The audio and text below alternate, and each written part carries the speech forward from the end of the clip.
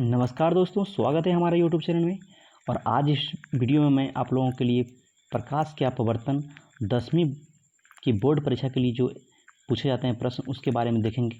प्रकाश के अपवर्तन और अपवर्तन के नियम, जो कि बोर्ड परीक्षा में बहुत इम्पोर्टेंट होता है और ये क्वेश्चंस बार बार पूछे जाते हैं, तो इनको याद कर लीजिए ताकि आपके बोर्ड परीक्षा में आपको कोई परेशानी नहीं हो। तो इस वीडियो के माध्यम से मैं आपको बताने वाला हूं, तो पूरे वीडियो को ध्यान से देखिएगा और समझिएगा कि क्या होते हैं आपके प्रकाश के अपवर्तन। ये क्वेश्चंस बहुत इंपॉर्टेंट है। तो यहाँ पे क्वेश्चन पूछा गया है कि प्रकाश के अपवर्तन के नियम को लिखिए और अपवर्तन क्या होता है और इनके नियम क्या होते हैं। ये क्वेश्चन 2015 में 2016 में बोर्ड परीक्षा में पूछे गए हैं, है ना। तो यहाँ पे चलते हैं, प्रकाश के अपवर्तन क्या होते हैं। तो प्रकाश के अपवर्तन के दो नियम है ना। तो यहाँ पर कितने नियम है? दो नियम है। पहला नियम क्या है? आपतित किरण। आपतित किरण का मतलब होता है आने वाली जो किरणें आती है ना, है ना, जो किरण होती है आपतित किरण। अपवर्तित किरण का मतलब क्या होता है? अपवर्तित किरण ऐसी किरणें जो कि मान लीजिए कि ये माध्यम है आपका, है ना, ये लाइन है और यहाँ से आपका प्रकाश आ रही है आपतित किरण, और है ना, और यहाँ पे आया और ये माध्यम चेंज किया, है ना, दूसरा माध्यम है। ये माध्यम 1 था और ये दूसरा माध्यम में आया, और जैसे आया का उसके बाद क्या हुआ, ये मुड़ गया, है ना, एक दिशा में मुड़ गया। ये हुआ आपका अपवर्तित किरण। ये किरणें जो मुड़ा है यहाँ पे, ये किरणें आपके अपवर्तित किरण हो गया। तथा आपतन बिंदु। आपतन बिंदु कौन सा बिंदु हो गया, है ना, जहाँ पे आके टकराया ये वाला कोना, है ना, ये हो गया आपका आपतन बिंदु।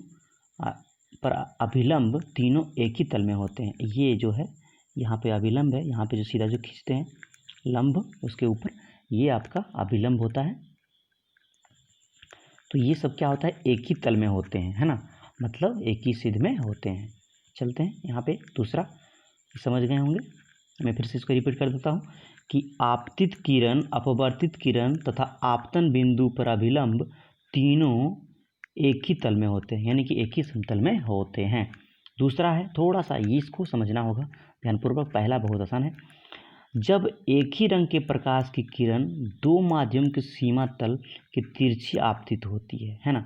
मान लीजिए कि आपके पास एक ही रंग का प्रकाश है और प्रकाश की किरण दो माध्यम को सीमा तल पर तिरछी आपतित होती है। मतलब क्या था, तिरछी उस पर पड़ती है।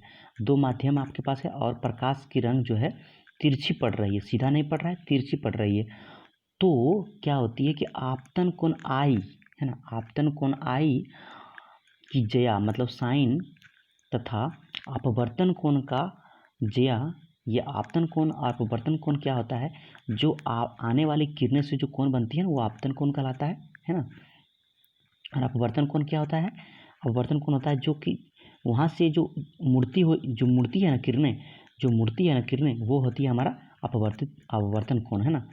अपवर्तन कोण होता है आर की जया मतलब साइन का अनुपात एक नियतांक होता है। दोनों का जो अनुपात होता है ना, एक नियतांक होता है, यानी कि कांस्टेंट होता है। इस नियतांक को दूसरे माध्यम पहले माध्यम, है ना, यानी कि दूसरे माध्यम का पहले माध्यम के सापेक्ष में अपवर्तनांक कहते हैं, है ना।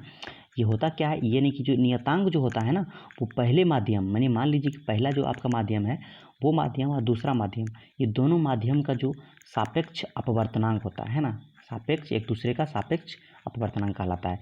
इसे, है ना, इसे क्या करते हैं, 1n2 से प्रदर्शित करते हैं। और इस नियम को क्या कहते हैं, स्नेल का नियम भी कहते हैं, है ना। इस नियम को क्या कहते हैं, स्नेल का नियम भी कहते हैं। और यहाँ पे इसका जो फॉर्मूला जो बनता है वो होता है 1n2 बराबर साइन आई बटे साइन आर।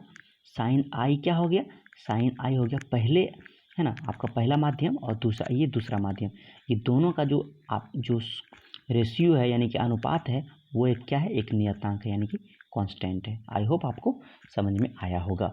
यदि समझ में आया है तो लाइक करिएगा, और कोई भी दिक्कत आपको है तो ज़रूर कमेंट के बताइएगा। धन्यवाद, आपका दिन शुभ हो।